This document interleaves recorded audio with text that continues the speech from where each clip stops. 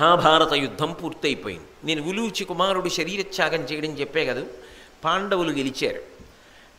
ఆ తర్వాత ఇంతమంది చనిపోయారే అని బాధ పొందాడు ధర్మరాజు గారు.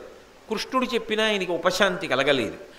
ఆ సమయంలో వ్యాసభగవానుడు వచ్చి, ఎందుకయ్యా పునఃపునః బాధపడతావు, గొప్ప యజ్ఞం చేసి అందులో బ్రాహ్మణులకు దానములు చేసి శాంతి పొందు అన్నాడు.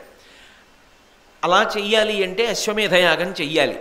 కానీ అశ్వమేధయాగం చెయ్యడానికి ధనం ఎక్కడది అని అడిగితే, వ్యాసుడే స్వయంగా హిమాలయ పర్వతాల్లో ముంజవంతము అన్న పర్వతం దగ్గర నుంచి సమ్మర్తుడు తీసుకొచ్చి మరుత్తుతో చేయించినటువంటి అశ్వమేధయాగంలో బ్రాహ్మణులు తృప్తితో కావలసినది ఉంచుకొని మిగిలినది పట్టుకెళ్ళి హిమాలయ పర్వతములలోనే ఒక ప్రాంతమునందు నిక్షేపించి ఉంచారని చెప్పి ఆ ధనాన్నంతటినీ తీసుకొస్తే దానితో ధర్మరాజు గారు అశ్వమేధయాగం ప్రారంభం చేశాడు. గుర్రాన్ని విడిచిపెట్టారు. ఆ గుర్రం వెనక రక్షకుడుగా ఎవరుండాలి అన్నది కూడా వ్యాసుడే నిర్ణయించాడు. మీరు మహాభారతంలో వేదవ్యాసుడు విన్నప్పుడు విన్నారు. అర్జునుడు వెళ్ళాలి. అర్జునుడు ఆ యజ్ఞాశ్వమునకు రక్షకుడిగా బయలుదేరాడు. బయలుదేరి ఆ యథేచ్ఛగా వెడుతున్నటువంటి గుర్రాన్ని సంరక్షిస్తూ వెళ్ళిపోతున్నాడు. ఆ వెళ్ళిపోతుండడంలో ఏమైందంటే, మళ్ళీ పూర్వం తీర్థయాత్ర చేసినప్పుడు ఎటు వచ్చాడో అటు వచ్చాడు. రావణంలో మళ్ళీ మణిపూర నగరంలోకి ప్రవేశించినప్పుడు ఎవరు ఈ దేశపు రాజు పట్టాలి కదా, మరి దాన్ని పడితే కదా అర్జునుడు యుద్ధం చేయాలి. ఎవరు ఈ మణిపూర దేశపు రాజు అని ఆయన ఆలోచిస్తున్నాడు. ఎవరన్నా పట్టుకుంటారా గుర్రాన్ని అని. గబగబా ఆ దేశపు రాజు వంశవిస్తారకుడు భభ్రువాహనుడు చిత్రాంగద యొక్క కుమారుడు అర్జునుడు వచ్చాడని తెలిసింది. యజ్ఞాశ్వం వెనక ఓ మా నాన్నగారు వచ్చారు. అసలు ఆ పసిపిల్లవాడిగా ఉండగా వెళ్ళిపోయిన అర్జునుడు ఇప్పుడు చూస్తున్నాడు తండ్రిని, కొడుకు.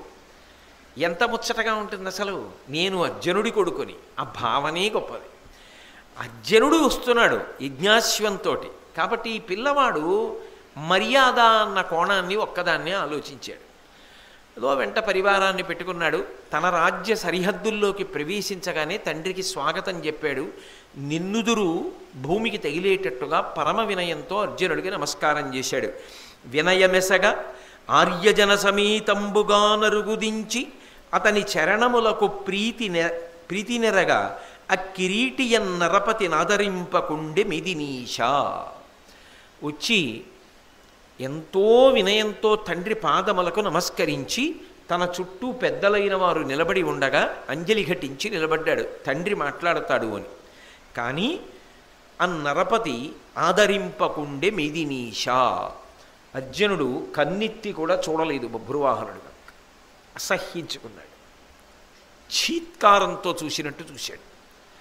చాలా చిన్నబుచ్చుకున్నాడు బభ్రువాహనుడు. ఏమి మా నాన్నగారు నన్ను ఇంత నిర్లక్ష్యం చేశారు, నేనేదో దోషం చేసిన వాడిని అన్నట్టుగా నా వంక చూశారే, ఎందుకు నా వంక ఇలా చూశారు అని అనుకున్నాడు. బహుశా మీ అందరికీ వెంటనే తట్టే కారణం ఏమిటి?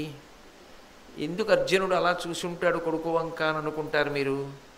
నాకు తెలుసు, కురుక్షేత్ర యుద్ధభూమికి మాత్రం రాలేదు కానీ ఇప్పుడు నేను వస్తే నమస్కారం పెట్టడానికి వచ్చావా అని అనుకుంటున్నాడని మీరు అనుకుంటున్నారు. ఆయన వంశవిస్తారకుడు. ఆయనకి ఏదైనా ప్రమాదం జరిగితే వంశం ఏమవుతుంది? ఇంకా భభ్రువాహనుడికి కొడుకు పుట్టాడని భారతంలో లేదు. అయినప్పుడు ధర్మాత్ముడైన అర్జునుడు తప్పెందుకు పడతాడు? కురుక్షేత్రానికి రాలేదు భభ్రువాహనుడని. కాబట్టి అది కారణం కాదు. మరి ఏ కారణానికి అర్జునుడు ఈసడించాడు? అర్జునుడు ఏది చేసినా దాని వెనక ధర్మం ఉంటుంది. ధర్మం లేకుండా వాళ్ళు ప్రవర్తించరు. వెంటనే అర్జునుడే భభ్రువాహనుడి వంక చూసి ఒక మాట చెప్పాడు. యాగ విముక్తమై చను హయంబున కడ్డము వచ్చి పట్టి కాకీగతి మెతబాటు తగునే నృపధర్మ విహీనతన్ రణోద్యోగము లేక తక్కి భయముల్లము చేరగనిచ్చు రాజు రాజే గుణహీన పొమ్మనిన ఏమియు పల్కక తండు క్రమ్మరన్. ఆ కొడుకుని చూసి అర్జునుడు అంటున్నాడు, యాగవిముక్తమై చను హయంబున కడ్డము వచ్చి పట్టి కాకీగతి మెత్తబాటు తగునే. ఏమయ్యా, అశ్వమేధయాగం చేసి ధర్మరాజు గారు విడిచిపెడుతున్నటువంటి గుర్రం యజ్ఞాశ్వం వెడుతోంది అంటే వీరుడైన వాడు ఏం చేయాలి? ఆ గుర్రాన్ని అటకాయించాలి, పట్టుకోవాలి. అలా పట్టుకుంటేనే వీరుడని గుర్తు. నువ్వేం చేస్తున్నావు? అలా పట్టుకోవడం మానేసి ఏమిటో మెత్తబడిన మనసుతో నాకు నమస్కారం చేసి నా కాళ్ళకి నువ్వు ముక్కి వదిలేస్తుంటే నీకు యుద్ధం చేయడం చేత కాదన్న మాట రావట్లా. క్షాత్రధర్మం ఎక్కడుంది? అసలు క్షత్రియుడుగా ఉత్తమ వంశ సంజాతుడివిగా ఎటువంటి తండ్రి కడుపున పుట్టావు? అటువంటి వాడివి ధనస్సు పట్టుకు నిలబడితే సంతోషిస్తాను తప్ప యుద్ధం చేయడం మానేసి కాళ్ళకి నమస్కారం పెట్టి నాన్నగారండి మీ వెంట వస్తాను, గుర్రం రాజ్య సరిహద్దు దాటిపోయే వరకు బయలుదేరండి, లేకపోతే మా ఇంటికి రండి అంటావా, మన ఇంటికి రండి అంటావా అని నృపధర్మ విహీనతన్. ఒక రాజు ఒక క్షత్రియుడికి ఉండవలసిన ధర్మం పాటించకుండా రణోద్యోగము లేక తక్కి యుద్ధం చేయడం మానేసి గుర్రాన్ని పట్టడం మానేసి భయముల్లము చేరగనిచ్చు రాజు రాజే. అర్జునుడున్నాడు గుర్రం వెనకాతల మా నాన్నగారితో నేనెక్కడ యుద్ధం చేస్తానని భయంతో గుర్రాన్ని పట్టుకోవడానికి భయపడిన నువ్వు రాజువా? పొమ్మనిన ఏమియు పల్కక తండు క్రమ్మరన్ పోతలకి అన్నాడు. పాపం ఏమీ మాట్లాడలేదు. అందుకు బభ్రువాహనుడు అయ్యాడు. భరిస్తున్నాడా? తప్పు చేసి భరించాడా? తప్పు చేయలేదు. తండ్రి అని వినయంతో వెళ్ళాడు. ఇంతకాలానికి మా నాన్నగారిని చూస్తున్నాను అని సంతోషంతో వెళ్ళాడు. వెడుతూనే యుద్ధం ఏమిటి నాన్నగారిని చూసి అని అనుకున్నాడు తప్ప పిచ్చి పిల్లాడు వెడుతూనే నాన్నగారికి ధనస్సు టంకారం చేసి నిలబడితే సంతోషిస్తారనుకోలేదు. అంత ధర్మం ఆలోచిస్తాడు అని అనుకోలేదు. ఏదో కొడుకుగా ధర్మాన్ని పాటిస్తున్నాను అనుకున్నాడు అంతే. అందుకని ఒక్క మాట మాట్లాడలేదు. అది వినయం అంటే. మాట్లాడకుండా తలొంచుకొని వెళ్ళిపోతున్నాడు పట్టణంలోకి, అంటే అంతఃపురానికి నడిచి వెళ్ళిపోతున్నాడు.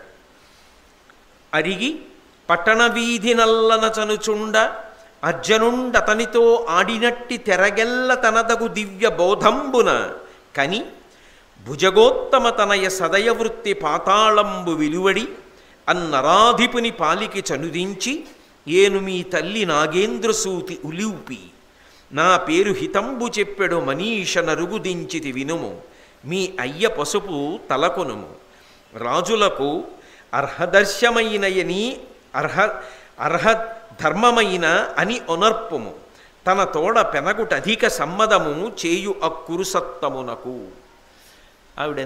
ఆ పిల్లవాడు బభ్రువాహనుడు తల వంచుకుని అంతఃపురానికి వెళ్ళిపోతున్నాడు పట్టణంలో. ఈ పిల్లవాడు వెళ్ళిపోతున్నటువంటి విషయాన్ని ఎక్కడో పాతాళలోకంలో నాగలోకంలో ఉన్నటువంటి ఉలూచి తెలుసుకుంది. ఆమె సర్వజ్ఞత్వం, ఆమె తెలుసుకోగలిగినటువంటి శక్తి కలిగినది కదా. నేను ఇంతకుముందే చెప్పాను మీతో ఆ మాట. ఆమె తెలుసుకుంది. తెలుసుకుని ఉత్తర క్షణం పాము పుట్టలోంచి పైకి ఎలా వస్తుంది, సర్రమని వస్తుందా, అలా మళ్ళీ ఒక్కసారి భూమి మీదకి వచ్చి ఆ పిల్లవాడి దగ్గరికి వెళ్ళి నిలబడి తనని తాను పరిచయం చేసుకుని మాట్లాడడం. ఎంత గొప్పగా మాట్లాడుతుందో చూడండి. చనుదించి ఏను మీ తల్లి నాగేంద్రసూతి నిలూపి, నేను మీ అమ్మని రా అబ్బాయి, ఎలా అంటావేమో, నాగేంద్రసూతి, నేను నాగేంద్రుడైనటువంటి కౌరవ్యుని యొక్క కుమార్తె అని. మరి తల్లి ఎలా అయ్యావు?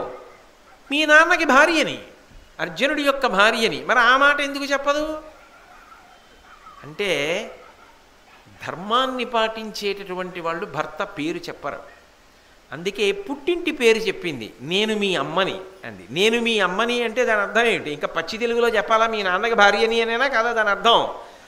మీ అమ్మ ఎలా అమ్మయ్యి ఇక్కడే ఉండిపోయిందో నేను మీ నాన్నకి భార్యనే అక్కడే ఉండిపోయాను. అందుకని నీకు ద్రౌపదిలాగా తెలియకపోవచ్చు, కానీ నేను మీ అమ్మనే. అందుకని అమ్మ కొడుకుతో ఎలా మాట్లాడుతుంది? పరమ ప్రేమతో మాట్లాడుతుంది. మీ అమ్మ నీతో ఎలా మాట్లాడుతుందో నేను నీతో అలాగే మాట్లాడుతున్నాను. నేను మీ అమ్మ అన్న మాటలో నేను నీకు హితం చెప్తాను తప్ప అహితమును బోధించేదాన్ని కాదు. నువ్వు వృద్ధిలోకి రావడానికి ఏది చేస్తే మీ తండ్రి సంతోషిస్తాడో చెప్తాను. ఎందుకని? ఏది చేస్తే తండ్రి సంతోషిస్తాడో అది కొడుక్కి చెప్పగలిగిన నేర్పరెవరు? తల్లే. ఆయన హృదయం ఎవరికి తెలియాలి? అమ్మకి తెలియాలి. అది కదా దాంపత్యం అంటే. దాంపత్యం అన్న మాటకు అర్థం ఏమిటి? కలిసి శారీరకంగా ఉండడం కాదు. ఆయన హృదయం ఆమెకు, ఆమె హృదయం ఆయనకు తెలిసి ఉండాలి. అస్యాదేవ్యా మనస్తస్మిన్ తస్య చాస్యాం ప్రతిష్ఠితం తేనేయం సచి ధర్మాత్మా ముహూర్తం అభిజీవతి అంటారు సుందరకాండలో. రాముని హృదయము సీతమ్మ దగ్గర, సీతమ్మ హృదయము రాముని దగ్గర ఉంటుంది. అంతేకాని ఇద్దరూ ఎంతకాలం కలిసి ఉన్నా ఆయన హృదయం ఆమెకు, ఆమె హృదయం ఆయనకు తెలియకపోతే ఇంకా దాంపత్యం ఏమిటి? కాబట్టి నీకు ఏది అవసరమో, ఏది హితమో, ఏది చెయ్యాలో, ఏది చేస్తే మీ నాన్న సంతోషిస్తాడో నేను చెప్తా. ఎంతకాలం ఉన్నా ఏమిటి నాన్నగారితో? అది కాదురా అబ్బాయి, ఎంతకాలం ఉన్నాను కాదు, ఎంతకాలం ఉన్నానన్న దానికన్నా ఎంత బాగా మీ నాన్నని పట్టుకున్నానని అడుగు.